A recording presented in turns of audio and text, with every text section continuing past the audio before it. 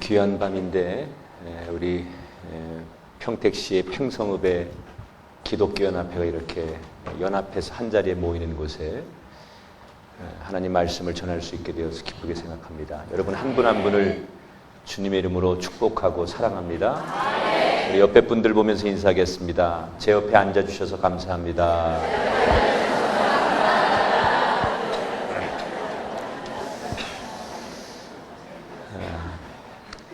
한 초등학교에서 선생님이 아이들에게 이런 질문을 했답니다. 여러분, 10년 전에는 있었는데 지금은 없는 게 뭐가 있을까요? 생각나는 대로 한번 얘기해 보세요. 그랬더니 아이들이 고민을 하기 시작했어요. 10년 전에는 없었는데 지금 있는 거. 여러분 뭐가 있을까요? 예. 10년 전에는 없었는데 지금 있는 게 뭘까? 아이들이 막 고민을 하는데 그 중에 동수라는 아이가 갑자기 손을 번쩍 들더니 자신 있게 얘기하더래요. 선생님, 10년 전에는 없었는데 지금 있는 거 바로 접니다 그러더래요. 왜 그랬더니 제가 9살이거든요. 그러더라는 거예요. 이 아이가 집에를 갔습니다. 이제 아빠가 이렇게 이제 있는데 아이가 갑자기 아빠 옆에 가더니 아빠한테 이렇게 묻는 거예요. 아빠는 불 끄고 글씨 쓸 수 있어요? 그러니까 아빠가 야 인마 불 끄고 글씨도 못 쓰냐? 아빠 불 끄고 그럼 이름도 쓸 수 있고 사인도 할 수 있어요? 당연히 할 수 있지. 그러니까 갑자기 이 아이가 불을 탁 끄더니 아빠 손에다가 볼펜을 집어주고서 아빠 여기다가 아빠 이름 사인 좀 해봐요 그러더래요. 그래서 아빠가 뭣도 모르고 사인을 했어요. 그리고 불을 켜고서 뭐에다 사인하라고 그랬냐 그랬더니 성적표에 그러더라고요. 이 얘기 안 웃는 사람들은 사람도 아니에요. 하루는 뉴스에서 아주 끔찍한 유괴 사건이 보도가 됐습니다. 그러니까 이 뉴스를 본 엄마가 이 동수라는 어린이에게 주의를 줬어요. 야, 앞으로 너 사람들이 뭐 물어보거든 우리 집에 대해서 뭐 물어보거든 우리 집은 무조건 가난하다고 그래. 알았지? 누가 물어보면 우리 집은 가난해요 이렇게 대답하는 거야. 이렇게 주의를 줬어요. 근데 이 아이가 학교에 가서 글짓기 이 시간이 돼가지고 글짓기를 하는데 주제가 우리 집이에요. 우리 집. 이 아이가 글짓기에다 뭐라고 썼느냐? 엄마가 주의를 준 그대로 쓰는 거예요. 뭐라고 썼느냐? 우리 집은 너무나 가난합니다. 아빠도 엄마도 가난합니다. 가정부 아줌마도 정원사 아저씨도 수의 아저씨도 헬리콥터 조종사 아저씨도 우리 집은 너무너무 가난합니다. 따라합시다. 잘 알아야 합니다. 우리 옆에 분한테 한번 인사하십시다. 잘 알아야 합니다. 저는 오늘 이 자리에 모이신 여러분의 미래가 오늘 말씀을 들으면서 열려지시게 되길 바랍니다. 사람이 살다 보면 내일이 안 보이는 사람이 있고요. 미래가 안 보이는 사람이 있고요. 암담하고 답답하고 힘든 사람이 있어요. 그런데 오늘 하나님이 여러분을 이 자리에 부르신 것은 여러분의 미래를 보여주시려고 여러분의 앞길을 열어주시려고 이 자리에 여러분을 부른 줄 믿습니다.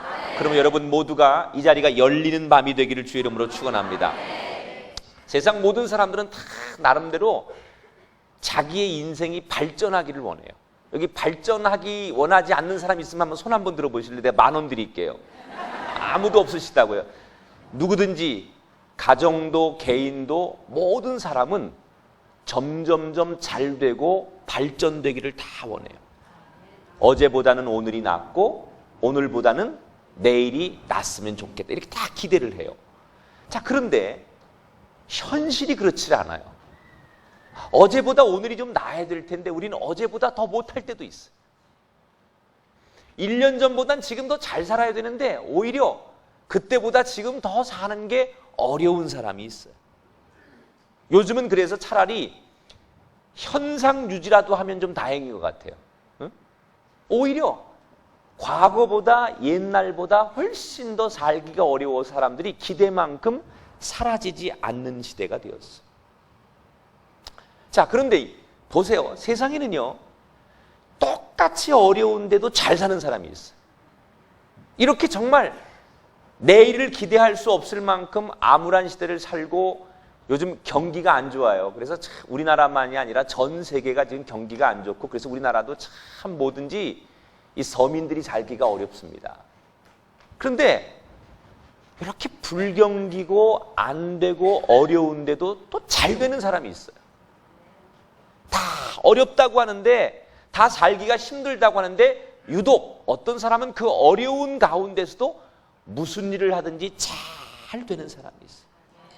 이런 사람을 우리는 뭐라고 말하냐? 따라합시다. 위기를 기회로 만드는 사람.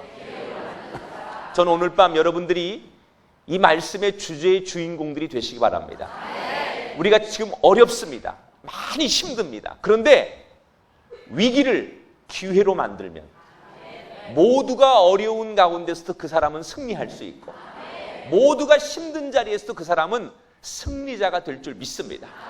여러분의 교회가 위기를 기회로 만드시는 교회가 되시고 여러분의 가정이 위기를 기회로 만드는 가정이 되시고 여러분의 자녀가 위기를 기회로 만드는 자녀가 되기를 주의 이름으로 축원합니다. 자, 그러면 어떤 사람들이 과연 위기를 기회로 만드는 사람들이냐? 어떤 사람들이 과연 고통을 기쁨으로 만드는 사람들이냐? 한 가지의 주제만 잘 알면 돼요. 따라합시다. 기본기가 탄탄하면 됩니다. 뭐가 탄탄하면 된다고요? 자, 제 얘기를 잘 들으세요. 너무너무 사람들이 어려워하는데 그 어려운 가운데서 유독 잘 되는 사람이 있어요. 안 되는데 다 망하는데 그 사람만 잘 돼요. 왜 그 사람은 유독 잘 되느냐? 이유가 있어요. 기본기가 탄탄하면 언제나 그 사람은 무슨 위기를 만나도 그 사람의 인생은 그 위기가 기회가 될 수 있다는 거예요. 뭐든지 인생을 살면서요, 기본기가 약하면 가면 갈수록 힘들어요. 그런데 기본기가 튼튼한 사람은 가면 갈수록 효율성이 나타나고 그 인생에 좋은 일들이 많이 나타납니다. 나는 여러분들이 인생을 살면서 지금부터 정말 다른 건 몰라도 기본이 무너지지 않는 기본기가 탄탄한 신앙인들이 되시길 주 이름으로 축원합니다. 앞으로 이 평택시에 이제 삼성전자가 들어온다며요. 좋겠어요. 얼마나 좋아요.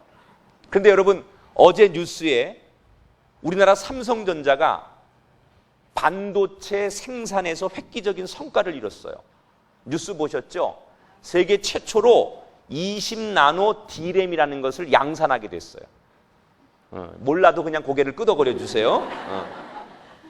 이게 세계 최초의 반도체를 만드는 우리나라의 기술인데 다른 나라의 반도체를 만드는 다른 기업에 비해서 생산성은 50% 정도를 높이고 생산 원가는 40% 정도를 낮추는 획기적인 기술이에요. 무슨 얘기를 하면 좀 놀래주고 반응을 좀 보이고 그러세요. 이 기술은요, 미국이라든지 선진국의 다른 나라들에 비해서 반도체 기술을 1년 정도 앞서게, 그러니까 다른 나라들이 우리나라 반도체 기술을 1년 정도 격차를 내는 아주 대단한 그런 기술의 성과를 이루어낸 거예요. 여러분, 삼성전자는 세계에서 최고의 기업이에요. 이 기업을 무너뜨리려고 일본이, 영국이, 미국이 모든 나라가 손을 잡고 삼성전자를 타도하기 위해서 연대를 했지만, 뭉쳤지만 결과는 삼성전자의 압도적인 승리였어요.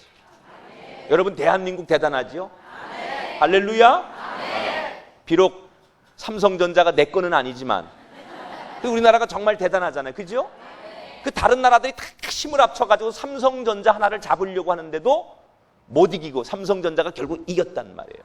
그러면 왜 삼성전자가 이렇게 세계적인 기업이 되고 이번에도 반도체 기술에서 다른 선진국을 1년 정도 앞설 수 있을 만큼 이렇게 잘 나가는 기업이 되느냐? 그 승리의 비결이 뭔지 아십니까? 바로 기본기가 탄탄하다. 여러분, 제가 그 신문을 보니까 2011년도에 발표된 지속 가능 경영 보고서라는 보고서가 있어요. 거기에 보니까 삼성전자가 작년에 2010년에 자기들 회사에서 매출액 대비 6.1%, 이게 얼마냐면요, 약 9조 4천억 원 정도. 이 9조 4천억 원 정도를 어디에 투자했느냐? 삼성전자가 연구하고 개발하는 데만 투자했어요.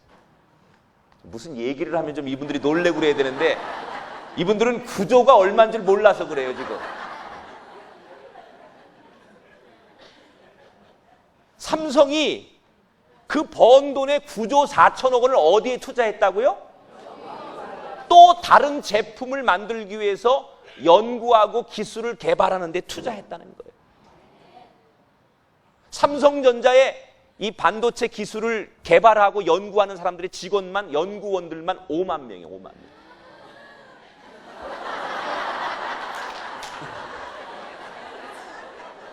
이게 뭘 말하는 거예요? 기업이 돈 벌어서 건물만 사고 땅만 사는 게 아니라 가치 있는 것이에요. 가장 기본이 뭐예요? 머리 좋은 사람이 연구하고 또 새로운 걸 개발하고 그러지 않으면 기업은 아무리 지금은 잘 되는 것 같아도 몇 년 뒤에 기업은 또 추월당하고 망하는 거예요. 결국 우리나라 삼성전자라든지 이런 대기업들이 세계적인 그런 그 다국적 그런 기업들과 경쟁해서 이길 수 있는 비결이 뭐냐? 지금 소개해드린 대로 기본에 충실한 거예요. 기본에.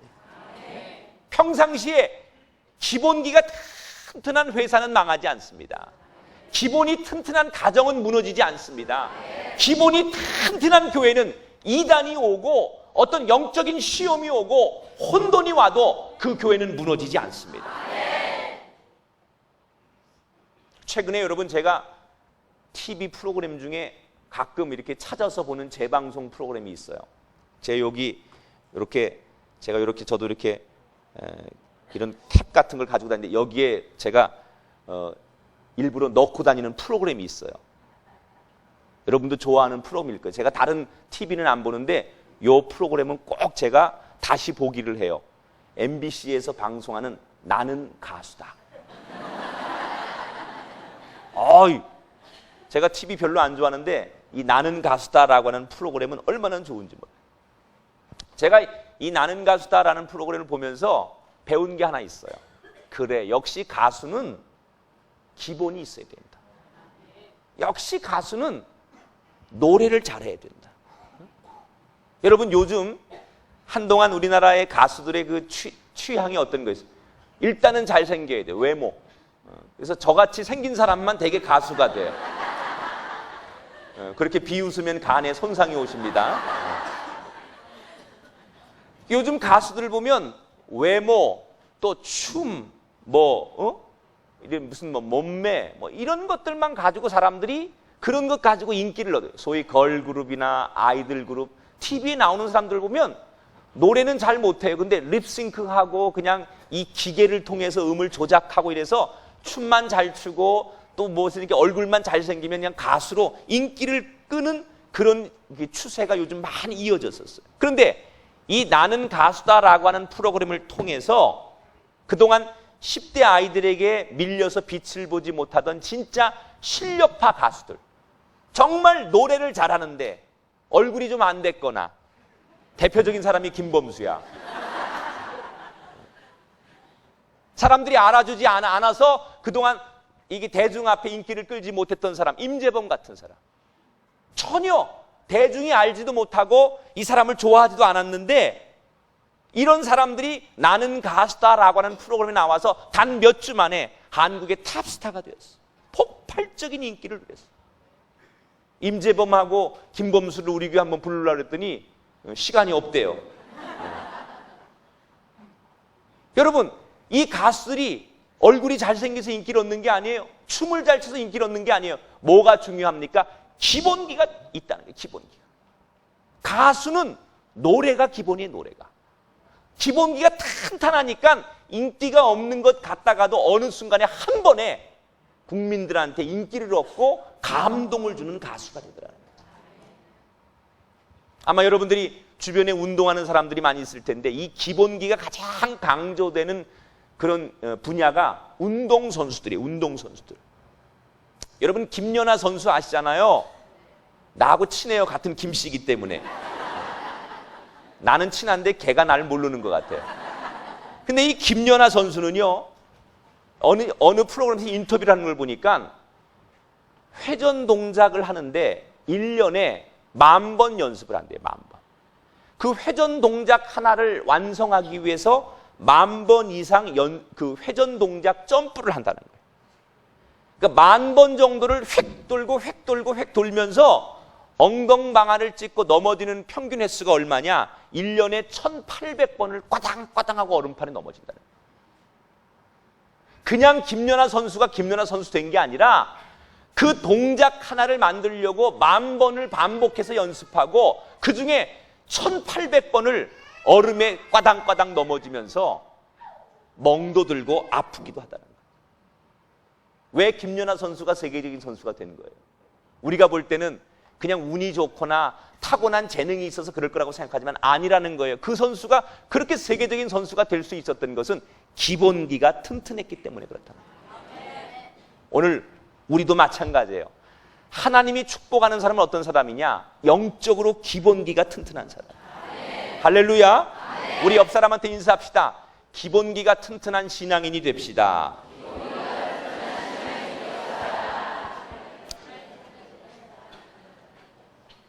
자, 저는 많은 교회를, 한국 교회를 이렇게 다니면서 교회들이 부흥하는 교회, 또 부흥하다가 교회가 이렇게 시험이 들고 어려운 교회, 이런 교회를 많이 봐요. 그리고 성도들을 많이 만나면서 위기를 만났다가 다시 재기하고 축복받은 성도들도 만나고, 또 그렇게 잘 되다가 한순간에 모든 것이 몰락하는, 어려움을 당하는 그런 성도들도 만나요.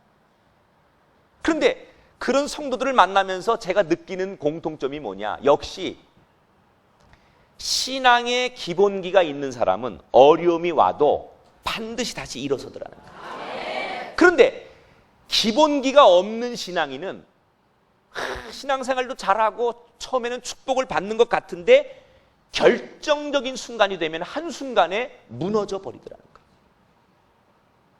그래서 제가 오늘 사실 여기 오면서 어떤 말씀을 전할까 하다가 하나님께서 그래, 오늘 평택에 가거든 기본에 충실하라고 하는 이 말씀을 좀 하나님이 전하라고 해서 제가 이 말씀을 오늘 가지고 온 거예요. 오늘 이 말씀 들으시고 여러분, 이 말씀이 하나님이 여러분에게 하시는 말씀으로 들려지게 되길 주 이름으로 축원합니다. 자, 오늘 우리가 레위기의 말씀을 읽었는데 이 레위기는 이스라엘 백성들에게 주시려고 하신 하나님의 말씀이긴 하지만 사실 이 땅의 모든 그리스도인들이 하나님께로부터 들어야 할 말씀이에요. 우리가 정말 훌륭한 그리스도인 하나님의 자녀가 되려면 어떤 기본기를 가져야 되느냐?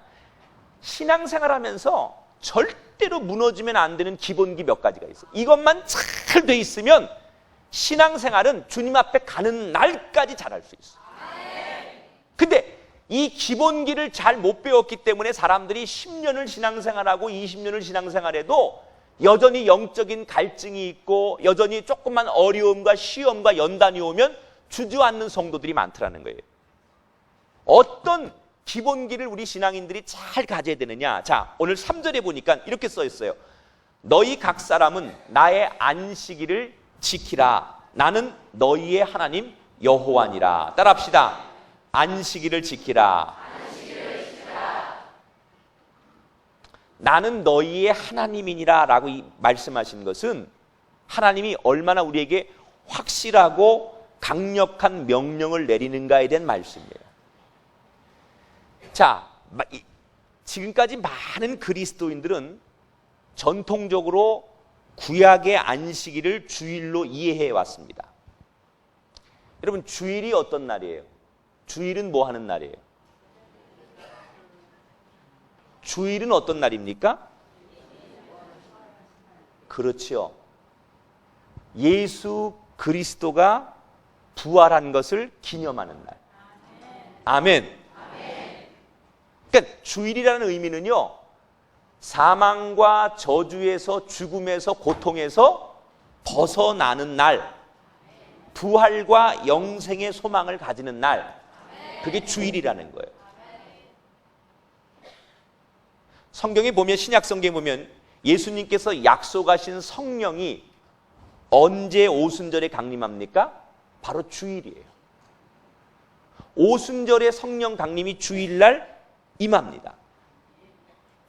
오순절부터 예수님에 대한 증거가 시작되었으니까 주일은 엄밀히 말하면 기독교 역사의 교회 창립일이기도 한 거예요. 여러분, 주일은 우리가 죄와 저주와 사망에서 해방된 것을 기념하는 날이에요. 그 주일은 어떤 마음으로 드려야 돼요? 기쁨으로 드려야 돼요. 감동으로 드려야 돼요. 죽음에서, 죄에서 해방된 날, 우리가 자유한 날, 구속에서 해방된 날, 그날이 주일이에요. 그 주일은 우리가 기쁨과 감사와 감동으로 드려야 된다는 거예요. 따라합시다.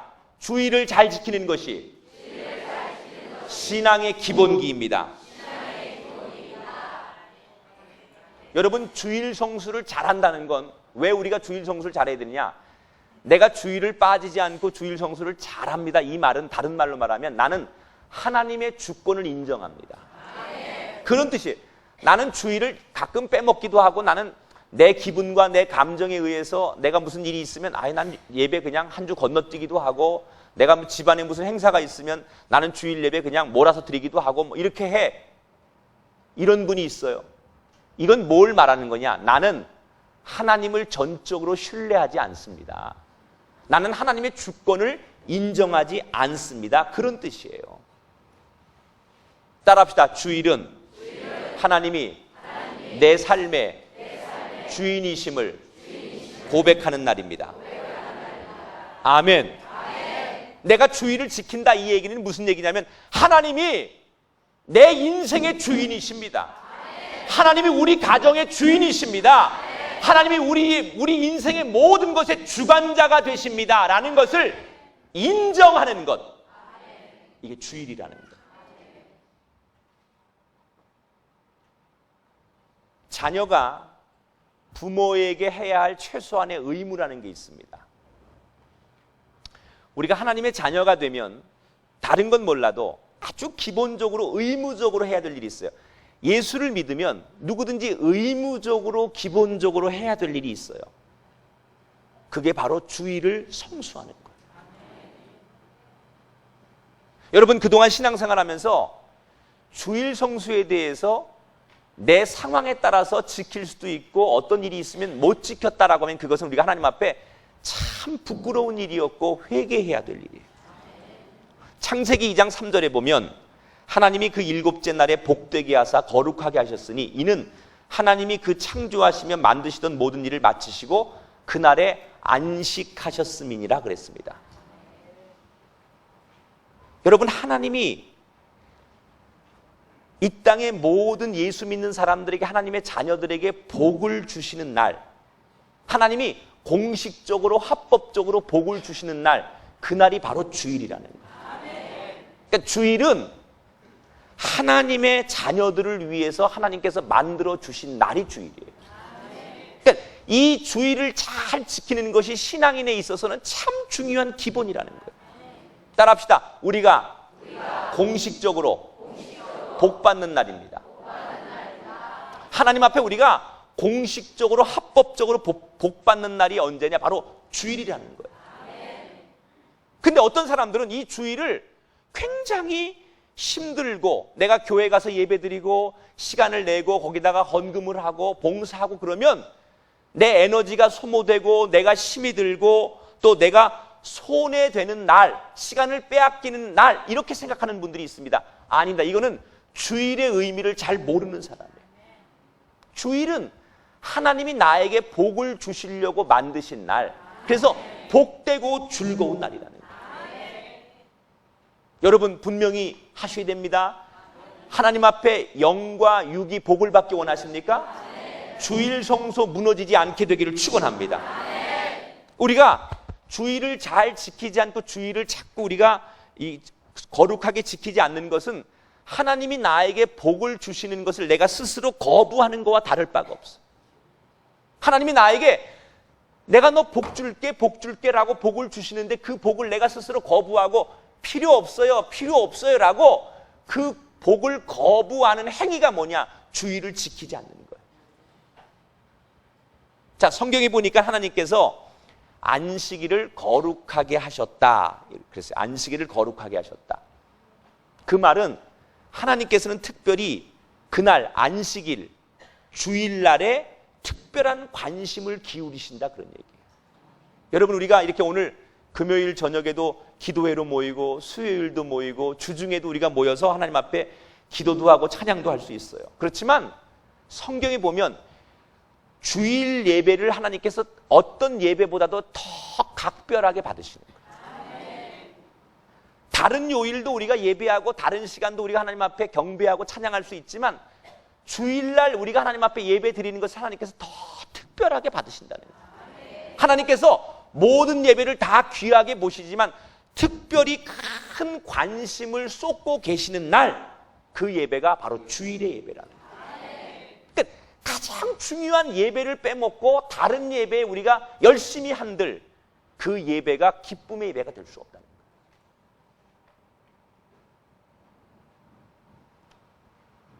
여러분, 우리가 주일을 잘 지킨 사람들이 어떤 복을 받나 보세요.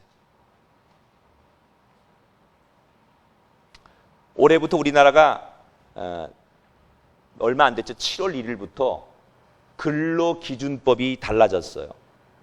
여러 가지 변화들 중에 특히 눈에 띄는 것이 이제 그 5명의 직원이나 20인 이하가 근무하는 소규모 사업장에서도 주 40시간 근무제를 시행해야 된다, 이런 이제 법으로 이걸 규정을 했어요, 우리나라가. 그러면 하루 8시간 근무하면 주 5일제가 되는 거예요. 말 그대로 주 5일제가 이제 우리나라 법으로 완전히 조그만 이제 아주 소규모 일하는 그런 것도 다 주 5일제가 실시됐다는 거예요. 특히 이게 이제 주 5일제가 되니까 도시의 교회들이 비상이 걸렸어요. 그래서 올 초에 국민일보에서 어떻게 주 5일제가 되면 주말에 여행을 가고 자꾸 빠져나가는 사람들에게 주일 예배를 빠지지 않게 드리게 할 수 있을까에 대한 여러 방법들을 다양하게 연구해서 보도를 했습니다.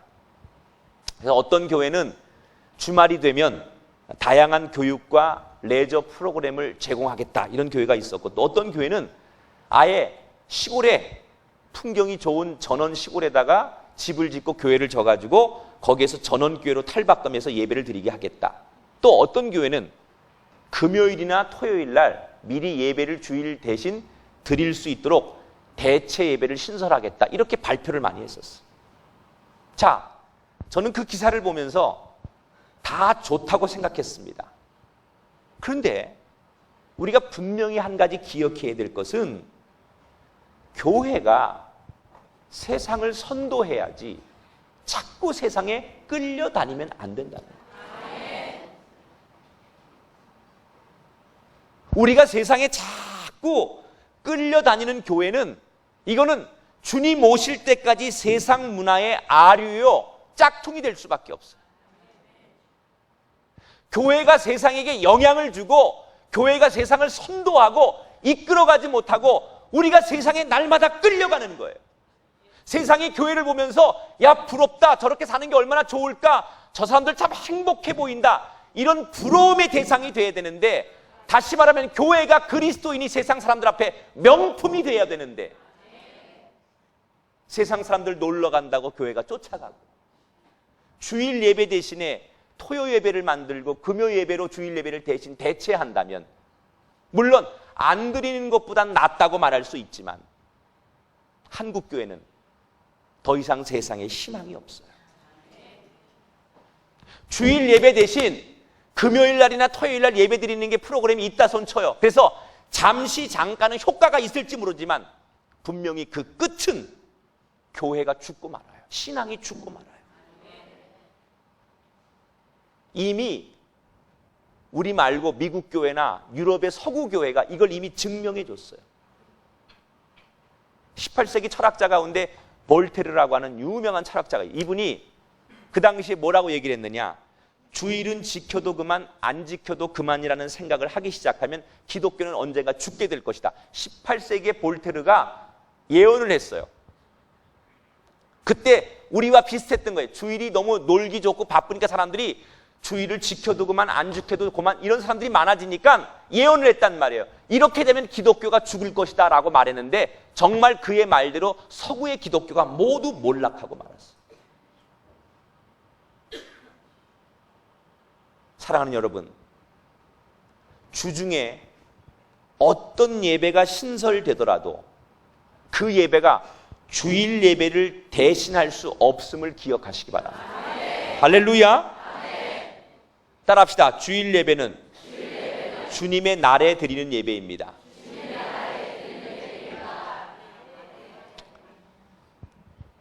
여기 수원에 가면요, 우만교회라고 있어요. 우만교회.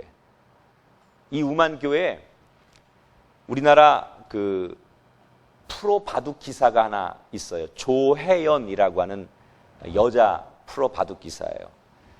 프로 8단이에요. 8단. 바둑이 8단이에요. 무슨 얘기를 하면 놀래달라고 간절히 부탁했는데도 여러분들의 표정은 다시 얘기할게요. 조혜연이라고 하는 프로 기사가 있는데 여자인데 8단이에요. 8단 바둑이.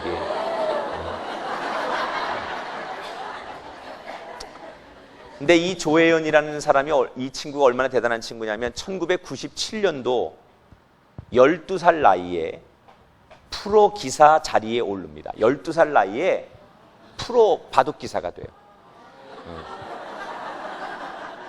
그게 놀리는 거지, 지금 놀래는 거냐? 이게 얼마나 대단한 거냐면 우리나라에 프로 바둑 기사 가운데 조훈현과 이창호가 12살 때 프로가 돼요. 그러니까 조훈현, 이창호에 이어서 이 조혜연 그 기사가 프로가 된 것이 세 번째 기록입니다. 세 번째. 앞에 둘은 다 남자인데 최초로 여자가 된 거죠. 그러니까 이 조혜연이라고 하는 그 기사가 얼마나 천재성을 가지고 있는 사람인가를 단적으로 보여주는 거예요. 자, 그런데 내가 왜 이 조혜연 프로 바둑 기사 얘기를 하느냐면요, 이 기사가 독실한 그리스도예요. 어느 정도냐? 주일 성수를 위해서 너무 많은 것을 과감하게 공식적으로 포기할 줄 아는 사람.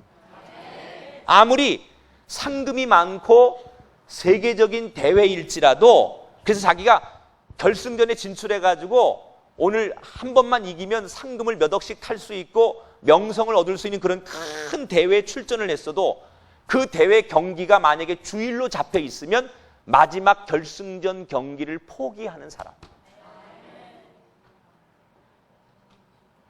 작년에 광저우에서 아시안 게임이 있었죠.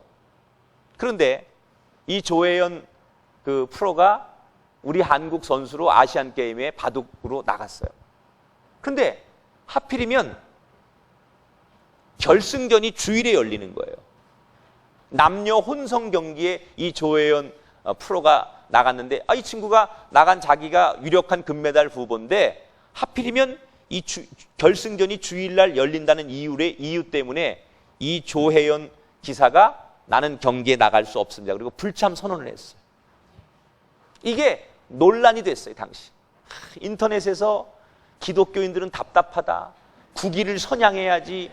그깟 주일 예배 한 번 안 드리면 어떠냐. 그냥 마음속으로 기도하면 되지. 하나님은 그렇게 답답하신 분이냐. 이러면서 인터넷에 수많은 사람들이 이 조혜연 기사에 대해서 답답함과 고지식함에 대해서 비판을 했어요.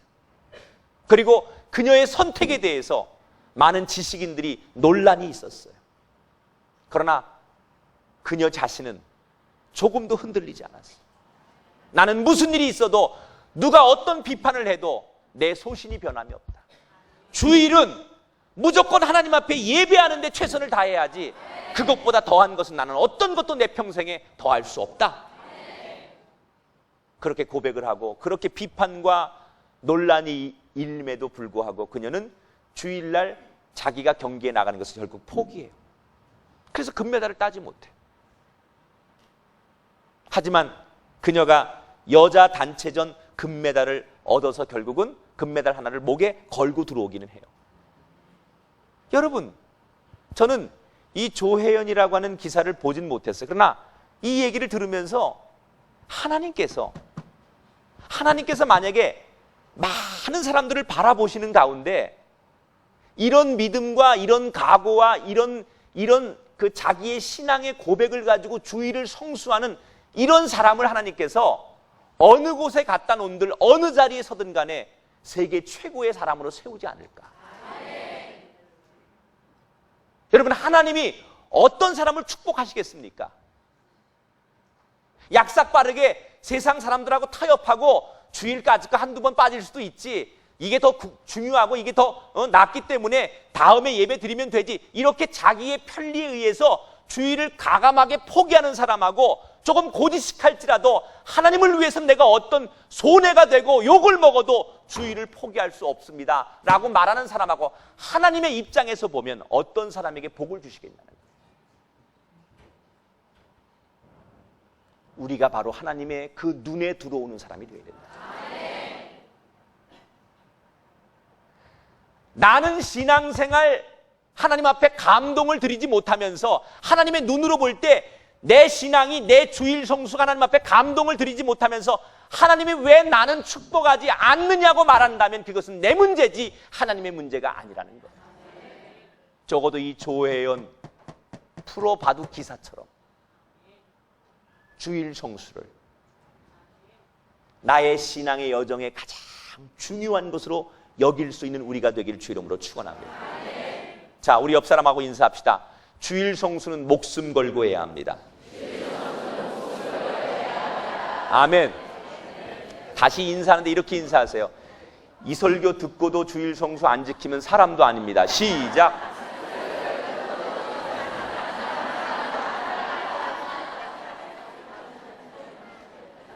여러분, 제 설교가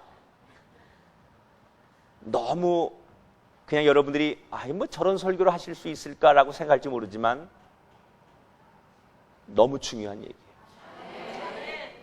신앙의 기본기 중에 가장 첫 번째 되는 기본이 뭐냐? 주일이에요. 저희 교회도요, 지역의 국회의원들, 정치인들 많이 우리 교회 출석하세요. 많은 분들이 우리 교회 출석하세요. 시장님도 출석하시고 많은 분들이 출석하세요. 근데 제가 저희 교회 오시면 예외가 없어요. 두 가지를 꼭 강조해요. 만약에 당신이 정말 하나님 앞에 신앙생활을 하기를 원하는 것을 보여주시려면, 하나님 앞에 보여주려면 뭘 보고 우리가 알 거냐? 첫째, 무슨 일이 있어도 주의를 빠지면 안 됩니다. 첫 번째 거는 제 옵션이, 목사로서 제가 부탁합니다. 당신이 유명한 사람이 우리 교회에 나오기 때문에 중요한 게 아닙니다. 주일을 어떤 일이 있어도 본교회에서 성수하실 수 있습니까? 두 번째, 11조를 하셔야 됩니다. 이 두 가지를 못하면 당신이 아무리 유명한 분이고 아무리 국가를 위해서 많은 일을 하고 세상에 많은 일을 해도 교회에서는 당신의 신앙을 인정할 수 없습니다.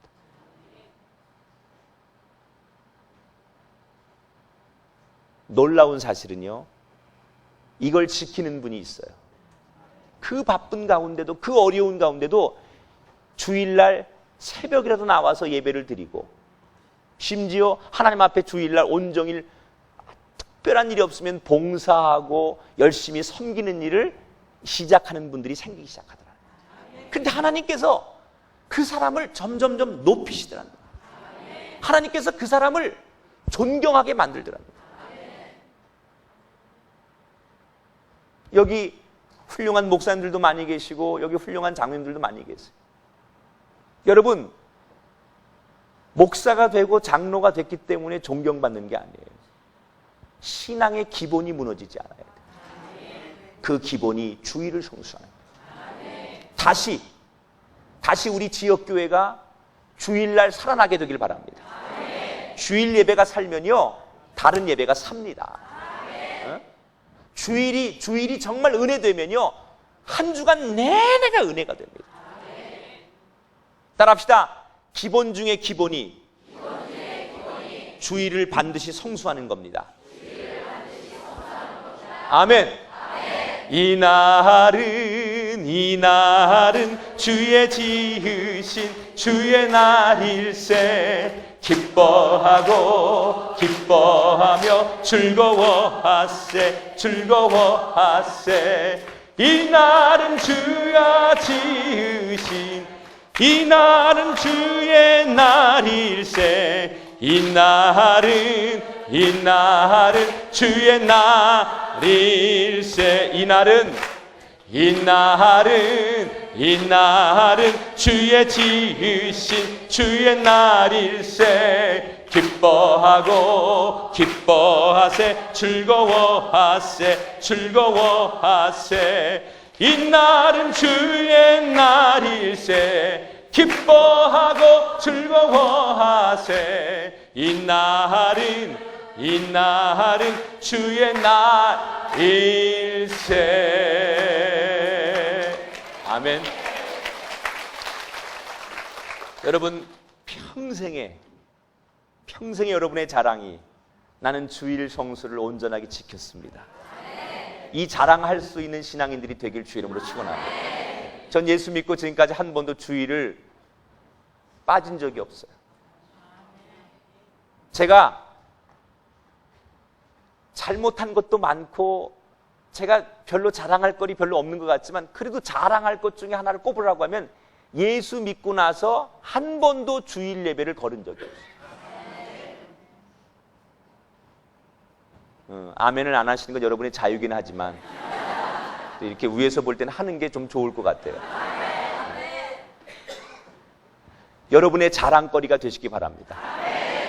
나는 정말 주일 성수를 열심히 최선을 다해 지켰습니다. 이렇게 자랑할 수 있는 우리가 되길 주 이름으로 축원합니다. 자, 그 다음에 신앙의 기본기 가운데 또 하나가 뭐냐, 4절에 보니까 너희는 헛된 것들에게로 향하지 말며 너희를 위하여 신상들을 부어 만들지 말라. 나는 너희의 하나님 여호와니라 그랬습니다. 따라합시다. 온전한 예배를 드려야 합니다. 자, 지금 모세가 우리가 드리는 예배의 본질에 대해서 말씀을 하고 있습니다. 모세는 지금 이스라엘 백성들에게 우상 숭배를 멀리하고 오직 하나님만 진실되게 섬겨라 이렇게 명령을 합니다. 자, 완악한 이스라엘 백성들처럼 하나님을 예배한다고 하면서 또 다시 동시에 다른 신을 섬기는 것은 온전한 예배가 아니라는 거예요. 따라합시다. 온전한 예배. 자, 보세요. 우리가 하나님을 예배하지 않으면 내가 원하지 않아도 내 스스로 저절로 우상을 섬기게 됩니다. 사람의 마음은 진공되어 있기 때문에요.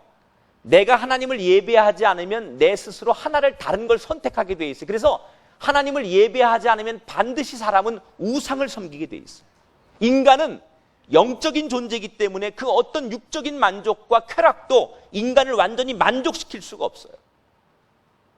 우리의 영적인 빈자리는 영적인 것으로 채워야 됩니다.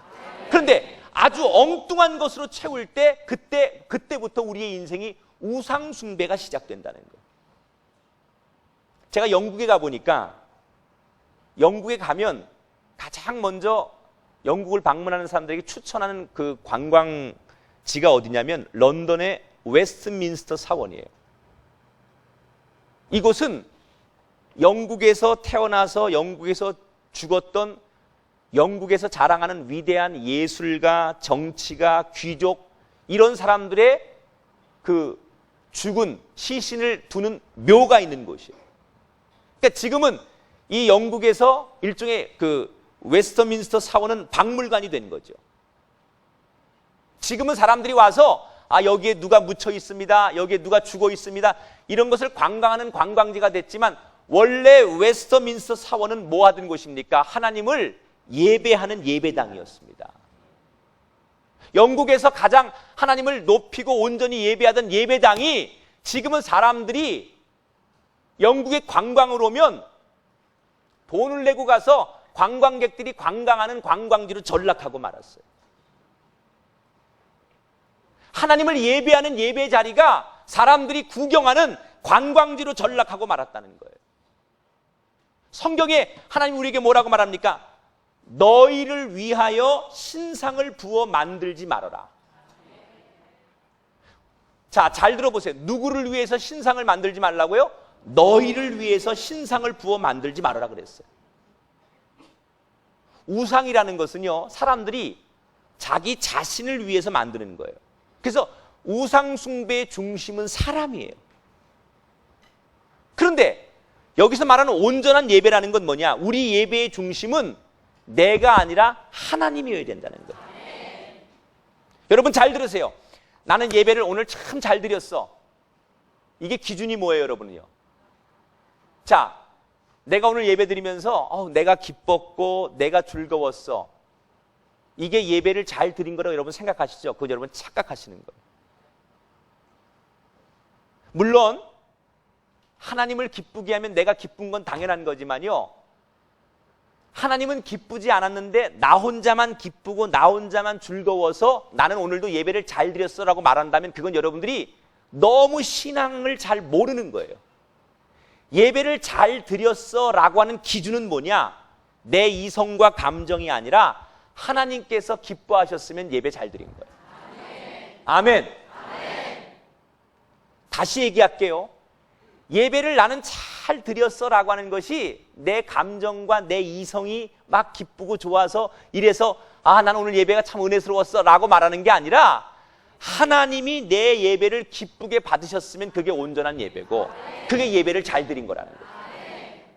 근데 우린 지금까지 예배를 잘 드렸어라고 말하면 내가 기분 좋으면 예배 잘 드린 거고 내가 기분 나쁘면 예배를 잘 못 드린 걸로 착각했다는 거예요. 이게 잘못된 예배라는 거예요. 온전한 예배는 내 감정과 내 생각과 상관없이 하나님이 기쁘게 받으시는 예배. 여러분의 교회가, 여러분의 인생이 이런 예배자가 되기를 주의 이름으로 축원합니다. 자, 하나님은 어떤 예배를 그럼 좋아하시느냐? 하나님께서 어떤 예배를 기뻐하시느냐? 요한복음 4장 23절 24절에 보니까 예수님께서 이렇게 말씀하십니다. 아버지께 참되게 예배하는 자들은 영과 진리로 예배할 때가 오나니 곧 이때라. 아버지께서는 자기에게 이렇게 예배하는 자들을 찾으시느니라. 하나님은 영이시니 예배하는 자가 영과 진리로 예배할지니라. 무슨 얘기입니까? 따라합시다. 하나님은 진짜로 예배하는 사람을 찾으십니다. 제가 목사인데도요, 때때로 저도요, 제 예배 속에 모순과 제 예배에 위선이 있다는 걸 보게 돼요. 내가 목사인데 하나님을 위한 예배가 아니라 나를 위한 예배, 내가 목사로서 책임을 다하기 위해서 의무적으로 드리는 예배, 그런 예배를 드릴 때가 있더라는 거예요. 그래서 예배를 드릴 때 보면 주위 사람들 눈치를 자꾸 살피거나 겉모습을 자꾸 이렇게 들여다보려고 해요. 내 마음과 뜻을 다해서 하나님만을 생각하고 하나님만을 묵상하는 예배가 아니라 자꾸 사람들 눈치를 보고 자꾸 사람들 이렇게 관심이 어디에 있는가 이런 걸 자꾸 쳐다보게 한다는 거예요. 여러분, 하나님을 기쁘게 하는 예배, 하나님을 영광스럽게 해드리는 예배, 이 예배가 우리 신앙의 기본이 되어야 할 줄 믿습니다. 우리 신앙생활의 중요한 기본이 바로 예배가 되어야 돼요. 그러니까 우리가 조금 전에 주일을 거룩하게 지키자라고 말했는데 주일을 온전히 드리자라고 하는 그 이유는 뭐예요? 예배를 온전히 드리자는 거예요. 주일을 잘 드리라는 것은 예배를 잘 드리기 위해서 주일이 필요한 거예요. 그래서 우리가 교회에서요, 예배에 방해가 되는 것들은 바로 다 중지를 해야 돼요. 교회에서 예배에 집중하기 위해서는 다른 걸 다 포기해야 돼요. 왜냐하면 이 기본기가 안 주어지면 절대로 교회가 부흥할 수가 없습니다. 부흥하는 교회들은요 100%입니다. 100% 예배가 살아있습니다. 하나님 앞에 기도 응답받고 늘 충만한 성도들 보면 다른 거 없습니다. 그 교회 그 성도가 예배가 살아있습니다. 어떤 분이 죽어서 천국에 가는 꿈을 꾸셨대요. 천국에 가서 하나님 앞에 서가지고 하나님 앞에서 이제 이분이 당당하게 말했대요. 하나님, 저는 하나님 앞에 오기 전까지 한 번도 예배를 빠지지 않고 예배를 꼬박꼬박 잘 드렸습니다. 그랬더니 하나님께서 그 사람한테 그러더래요. 야, 나는 네가 예배를 드리는 걸 한 번도 본 적이 없어. 나는 네 예배를 한 번도 받아본 적이 없어. 그러니까 이 사람이 얼굴이 빨개져가지고 하나님 앞에 따지는 거예요. 아니 하나님, 내가 언제 주일을 안 지키고 주일을 범한 적이 있습니까? 내가 주일이 되면 아침에 양복 입고 성경책 끼고 가족들 손잡고 교회 나가는 것을 내 아내가, 내 식구가, 그리고 우리 교인들이 모두가 다 알고 있습니다. 근데 왜 남들 다 아는 거 하나님만 모르십니까? 그리고 하나님 앞에 따졌대요. 그랬더니 하나님께서 이렇게 대답하시더라는 거예요.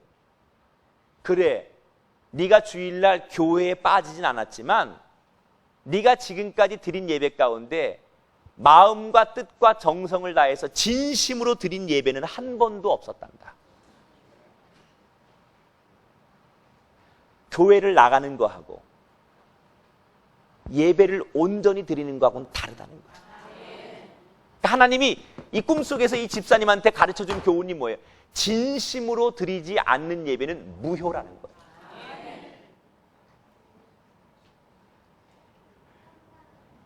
교회 와서 오늘 내가 도장 찍고 예배를 드렸습니다, 확인하고 가는 게 예배가 아니라 하나님께서 인정하시는 예배, 이 예배가 우리 가운데 살아야 할 줄 믿습니다.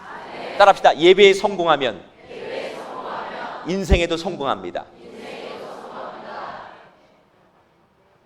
정말 여러분 성공하고 여러분 형통하고 여러분 승리하기를 원하십니까?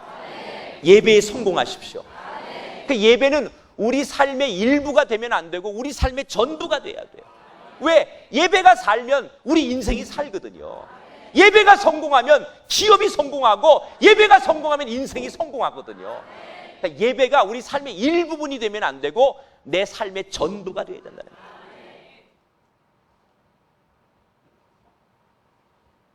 어떤 통계에 보니까 우리나라 50대 여성의 행복 지수가 세계에서 최하위예요. 우리나라 여자들이 50대가 되면 나는 행복하지 않아, 나는 불행해 라고 말하는 게 세계에서 제일 높다는 거예요. 그 왜 한국의 여자들이 50대만 되면 세계에서 가장 불행한 여성들로 느끼는 걸까? 그 이유가 뭘까? 그 이유가 바로 가족들 때문이래요. 자기는 완전히 사라지고 가족의 행복과 성공만을 위해서 헌신하는 삶에 너무나 이제 50대가 되면 여자들이 지쳐버리는 거예요. 자식들을 위해서 엄마가 그렇게 헌신하고 그 뒷바라지를 다 했는데 자식들이 그 엄마의 헌신 앞에 감사하냐? 절대 감사하지 않는다는 거예요. 그 은혜를 몰라준다는 거예요. 그리고 여러분, 왜 부모가 자식에게 헌신했는데 자식들이 부모의 마음을 몰라줄까요? 이게 학교 교육을 안 받고 애들이 책을 안 읽고 선생님이 없어서 그런 게 아니에요. 여러분, 아이들에게 교육을 안 시켜서 우리 아이들이 점점점 삐뚤어 나가고 청소년들이 탈선하는 게 아니에요. 그들의 마음속에 하나님이 사라지면, 하나님이 그들의 마음속에 없어지면 자녀는 절대로 온전한 자녀, 성공하는 자녀가 될 수 없어요. 여러분, 자녀가 잘 되길 원하십니까? 예배하는 자녀가 되게 하시기 바랍니다. 자녀들은 예배를 통해서 삶의 목표를 찾고 창조의 꿈을 가져야 돼요. 여러분, 자녀가 잘 되는 방법은 예배를 온전하게 잘 드리는 것을 어릴 적부터 기본적으로 잘 가르치면 그 자녀는 평생 무너지지 않게 될 줄 믿습니다. 따라합시다. 진짜 예배를 한번 드려봅시다. 아멘 하십시다. 난 여러분들이 정말 이번 주부터 진짜 예배를 한번 찾아볼 수 있길 바라요. 나만 좋은 예배, 여러분이 좋아하는 예배 뻔해요. 빨리 끝나면 좋고, 그죠? 설교 짧으면 좋고, 많이 웃겨주면 좋고, 여러분 귀에 달콤한 얘기 해주면 좋고, 이런 설교가 여러분들에게는 좋아요. 그런 것들이 여러분 귀에는 좋아요. 그러나 그런 예배가 아닌 정말 하나님이 기뻐하는 예배. 나는 좀 불편해도, 나는 조금 힘들어도, 아 그래, 오늘 예배는 정말 하나님께서 기뻐하시는 예배였겠구나. 나는 조금 오늘 불편했는데 하나님은 정말 좋아하셨겠구나. 이런 예배, 이런 진짜 예배를 회복할 수 있게 되길 주 이름으로 축원합니다. 내 몸만 예배당에 나와 있는 것이 아니라 내 마음이 진정 이 예배의 자리에 있을 수 있는 여러분 되기를 주 이름으로 축원합니다. 여러분 이곳에 나오셔서 눈만 감고 돌아가는 그런 자리가 아니라 하나님을 볼 수 있는 영의 눈이 열리는 예배가 되길 주 이름으로 축원합니다. 오늘 이 예배에 나오신 모든 여러분들, 오늘 살아계신 하나님을 만나고 돌아가는 예배가 되길 주 이름으로 축원합니다. 하나님은 예배 가운데 반드시 임재하시는 분이에요. 그래서 예배 가운데 하나님께서 어떤 사람에게, 아픈 사람에겐 병자의 치유의 회복을 주시고 문제를 해결하게 하시고 예배 가운데 하나님께서 역사하시는 거예요.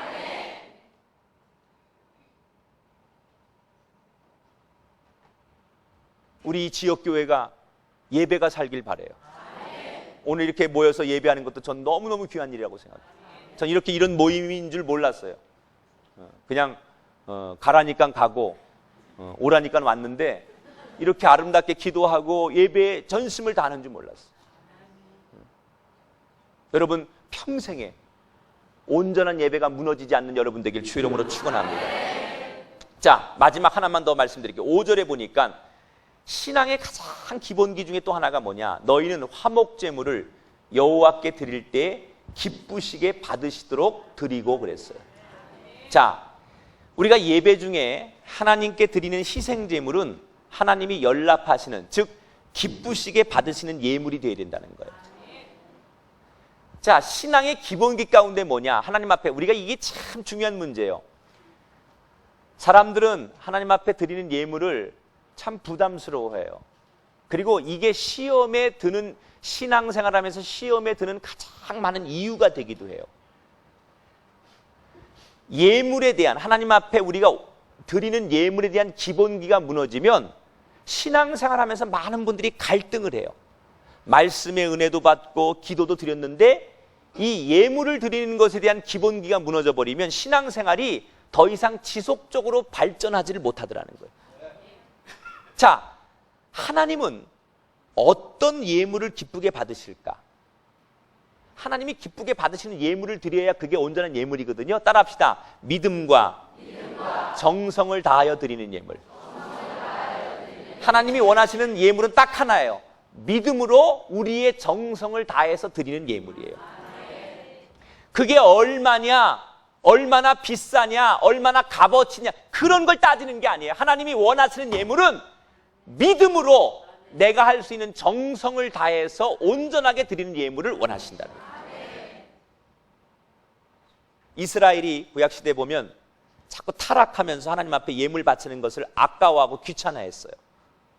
그래서 적지 않은 이스라엘 백성들이 하나님 앞에 예물 드리는 게 아까우니까 병들고 상품 가치가 떨어지는 예물, 그러니까 그냥 아무도 원치 않는 처분하기 어려운 것들을 제단에다가 제물로 갖다 바쳤어요. 하나님 앞에 드리는 거, 좋은 거 말고 그냥 못 쓰는 거, 사람들도 별로 좋아하지 않는 거, 그런 거 아까우니까 그런 걸 이스라엘 백성들이 신앙이 무너지니까 그런 걸 예물로 드렸어요. 그랬더니 하나님께서 그런 예물을 드린 이스라엘 백성들에게 진노하시면서 말라기 1장 8절에 뭐라고 질책하시는가 보세요. 이제 그것을 너희 총독에게 드려보라. 그가 너를 기뻐하겠으며 너를 받아주겠느냐라고 질책했어요. 너희가 또 말하기를 이 일이 얼마나 번거로운 거 하며 코웃음치고 훔친 물건과 저는 것 병든 것을 가져왔느니라. 너희가 이같이 봉헌물을 가져오니 내가 그것을 너희 손에서 받겠느냐. 너희들이 가져온 그런 것을 내가 받을 것 같느냐. 하나님이 그렇게 말씀하셨다는 거예요. 뭐예요? 우리는 하나님 앞에 드렸다고 하지만 하나님께서는 그 예물을 거부하신다는 거예요. 여러분, 하나님이 받으시는 예물은 떳떳해야 돼요. 바른 방법으로 벌어들인 예물, 정성을 다하는 예물만 하나님이 받으십니다. 그래서 우리가 하나님 앞에 무언가 예물을 드릴 때는 기쁨으로 드려야 돼요. 그래서 사도 바울이 우리에게 뭐라고 가르쳤어요? 인색함이나 억지로 하지 말지니 하나님은 즐겨내는 자를 사랑하시느냐 그랬어요.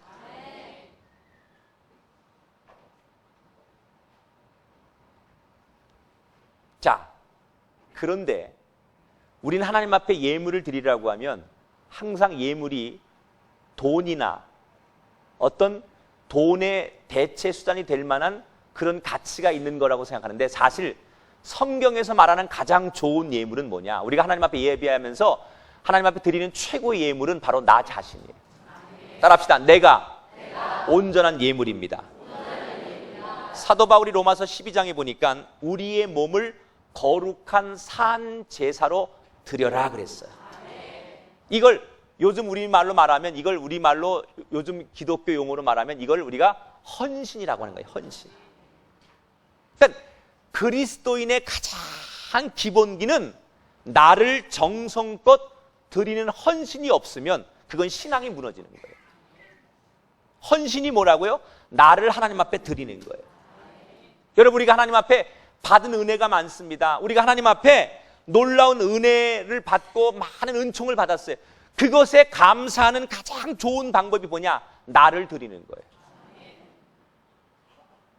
여러분 한 사람 한 사람이 하나님 앞에 날마다 온전한 예물이 되시고 산 제물이 되기를 주의 이름으로 축원합니다. 응?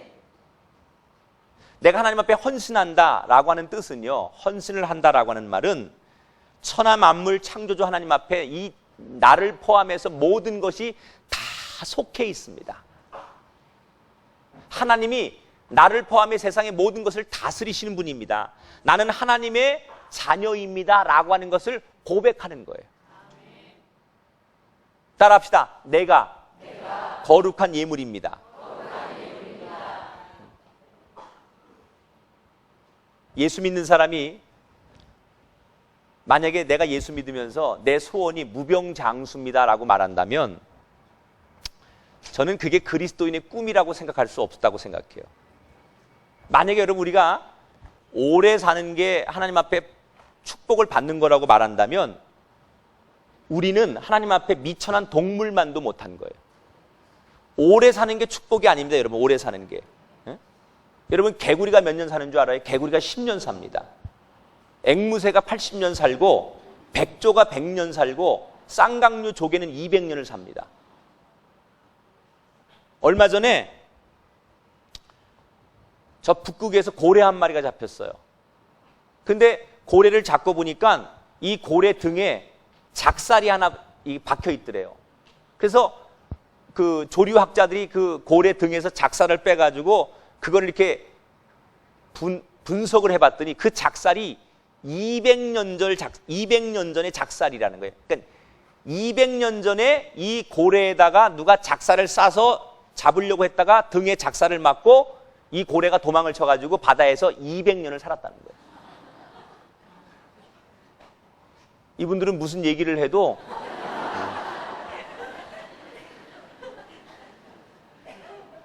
여러분, 동물보다 식물은 장수 능력이 더합니다. 미국에 가면 요세미터 국립공원에 있는데 거기 가보면 세콰이어라고 하는 삼나무가 있습니다.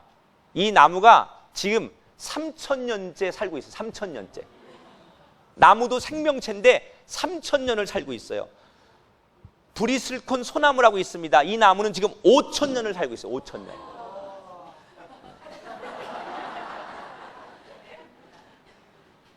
따라합시다. 오래 사는 것만이 중요한 것이 아니라 가치 있는 삶을 살아야 합니다. 우리가 세상 살면서 가장 가치 있는 게 뭘까요?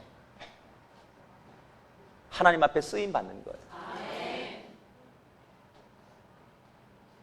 한 시대 나라 앞에 쓰임을 받아도, 역사 앞에 쓰임을 받아도 그건 가문의 영광이고 인생을 잘 살았다고 사람들은 평가해요.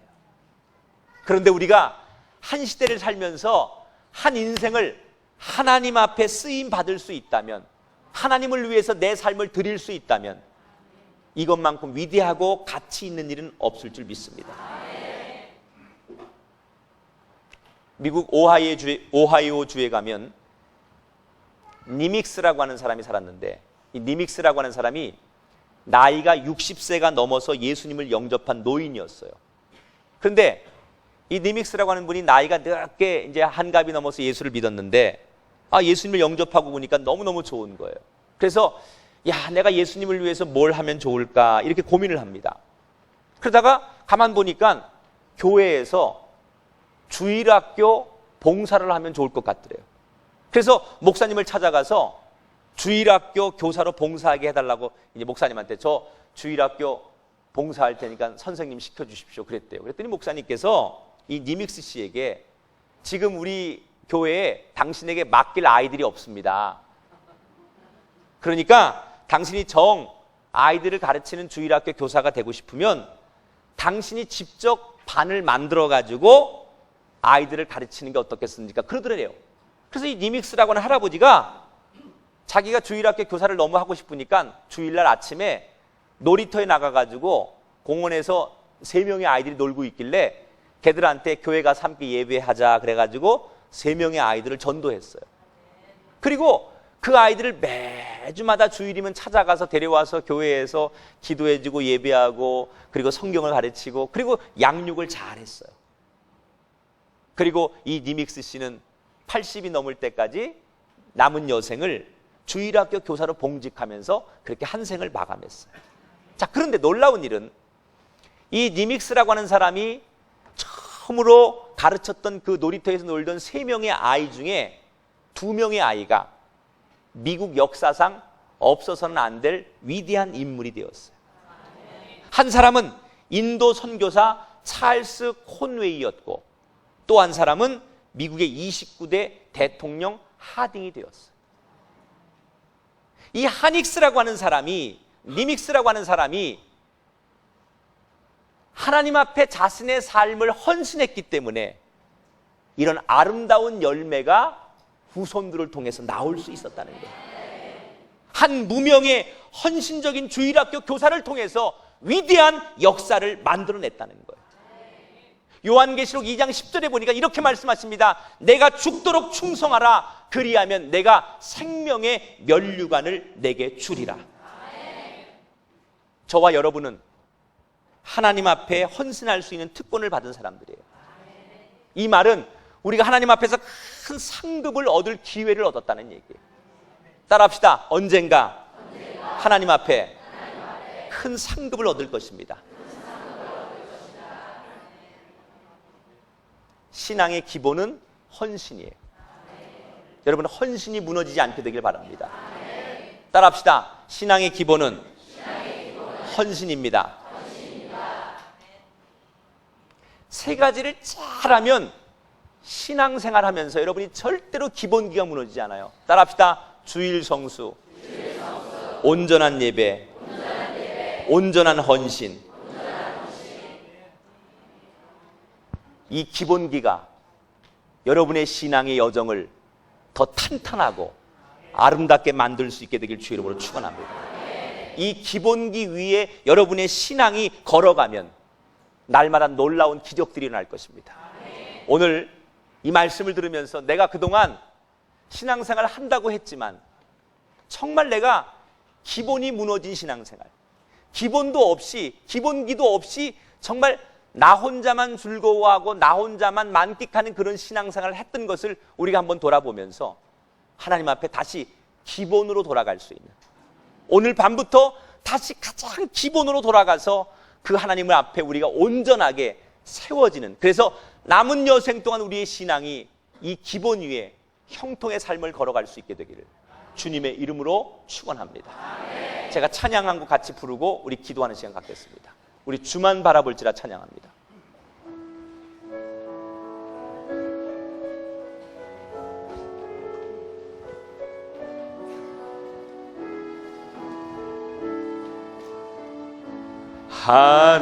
하나님의 사랑을 사모하는 자, 하나님의 평안을 바라보는 자, 너의 모든 것 창조하신 우리 주님이 너를 얼마나 사랑하시는지 하나님께 찬양과 하나님께 찬양과 경, 하나님의 선하심을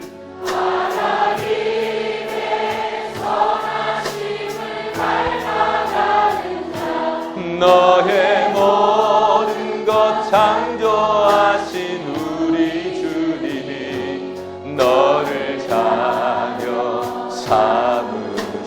하나님 사랑의 눈으로, 하나님 사랑의 눈으로 너를 어느 때나 바라보시고,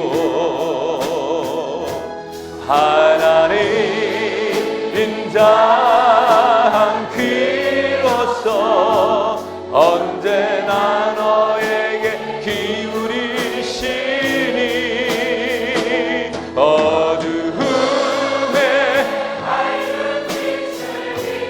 너의 작은 신음에도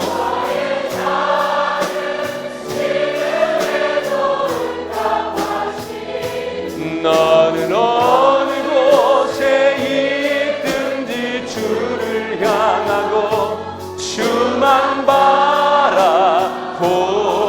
다시 한번 고백합니다. 하나님의 사랑을 사모하는 자, 하나님의 사랑을 사모하는 자, 하나님의 평안을 바라보는 자, 너의 모든 것 창조하신 우리 주님이 너를 얼마나 사랑하시는지 하나님께 찬양과 하나님께 찬양과 경배하는 자, 하나님의 선하심을 닮아가는 자, 너의 모든 것 창조하신 우리 주님이 너를 자녀 삼으셨네. 하나님 사랑의 눈으로 너를 어느 때나 바라보시고, 하나님 인자한 귀로서 언제나 너에게 기울이시니, 어두움에 밝은 빛을 비춰주시고 너의 작은 신음에도 응답하시니, 너는 어느 곳에 있든지 주를 향하고 주만 바라보. 하나님 사랑의 눈으로, 하나님 사랑의 눈으로 너를 어느 때나 바라보시고, 하나님 인자한 귀로서 언제나 너에게 기울이시, 어두움에 밝은 빛을 너의 작은 신음에도, 너의 작은 신음에도 응답하시니, 너는 어느 곳에 있든지 주를 향하고 주만 바라보. 주만 바라볼지라, 주